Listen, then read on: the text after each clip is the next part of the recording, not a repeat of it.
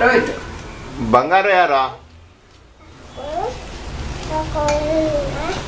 ಬಂಗಾರ ಇಲ್ಲಿ. ಏನಮ್ಮ ಸಾಕಮ್ಮ ನಿನ್ನ ಆಟ ಸಾಕಮ್ಮ. ನಿನ್ನ ಸಾಕಮ್ಮ ನಿನ್ನ ಆಟ ಸಾಕಮ್ಮ. ಕೃತಿಕಾ ಯಾರು? ಬಂಗಾರ ಅಯ್ಯೋ ಬಂಗಾರ ಏನು ಬಾಯಿ ತಿಂತಾ ಇರೋದು ಅವಳಿಂದ? ಅದು ಸೌತೆಕಾಯಿ. ನುಡಿಸ್ತಾವಳೆ ಅದನ್ನ ಬಾಯೊಳೆ.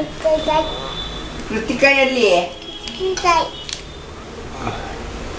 ಬಂಗಾರ ಯಾರು?